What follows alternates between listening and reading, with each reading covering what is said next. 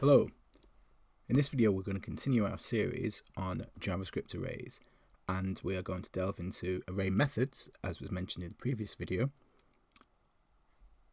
and specifically focus on the map method. It's very important, it is used very often in JavaScript, particularly in React, so it's a good one to know. So here in line 2 we have an array. It contains 3 objects, each with the key value pair, name and a string, somebody's name.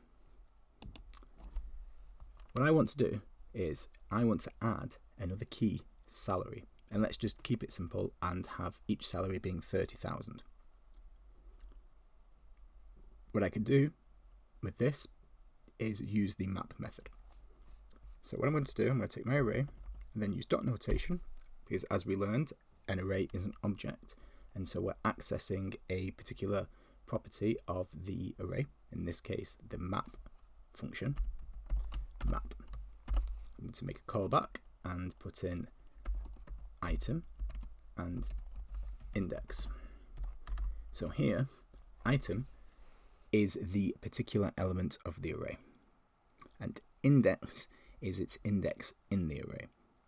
So for the first item, the object name is Dave, the item will be the object and the index will be 0. Let's make my arrow function. And then what I'm going to do, item, square brackets, salary, equals 30,000. Then I'm going to return the item. Now this return is not returning item to the global scope outside of this function. It's returning it to the scope of the map function, and we'll see why that's important in a minute. Now I'm going to run this code and we'll see what happens, but it's not really going to work.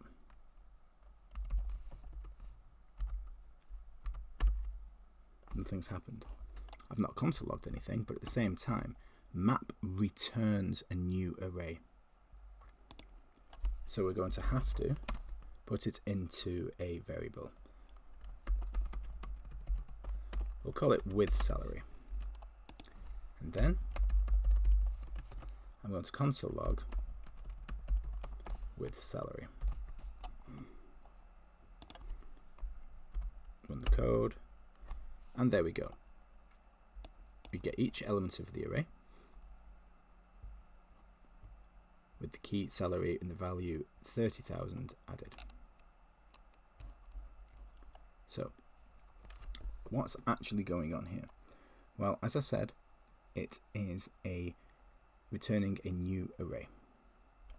Each item is iterated over, or element rather, is iterated over. The change is made and it is returned to the outer function into the map from the callback. It's put into a new array and returned. So how can we do this ourselves with the array prototype? Array dot prototype dot my map is equal to function.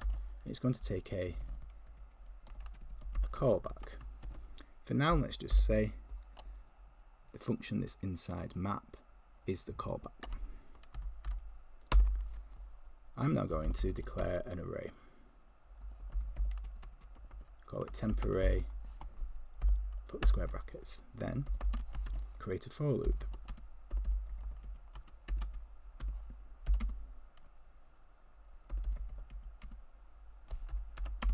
And again, I'm going to use the this keyword because this is an object, so it's self-referential. So it's saying that the length, that the index is less than the length of the array that I'm using this method on. Index plus plus. Then in here, what I'm going to do is for each item, I'm going to temp array dot push the callback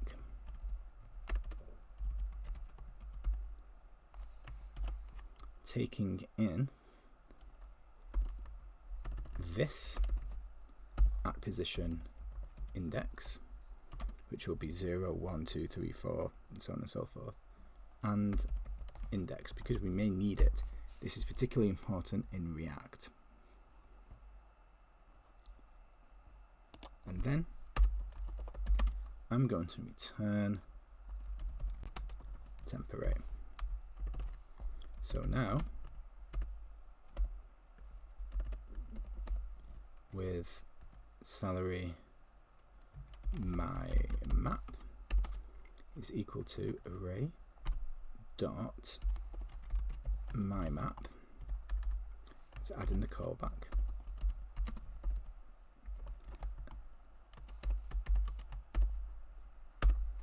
And then I'm going to essentially do the same thing.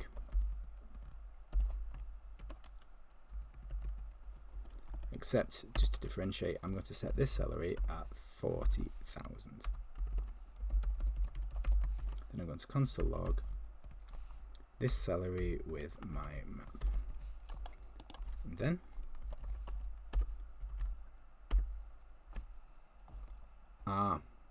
whoops, I forgot to return it to the higher level scope.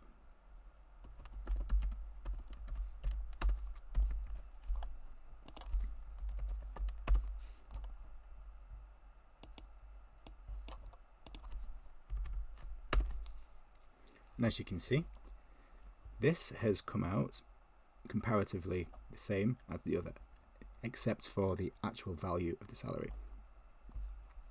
This is essentially how the map function works. It's very interesting and very useful. So in the next video, we're going to be continuing with other array methods in JavaScript. So I hope you've enjoyed this. If you have, please subscribe to the channel and like the video, and get ready for some more array methods. Thank you.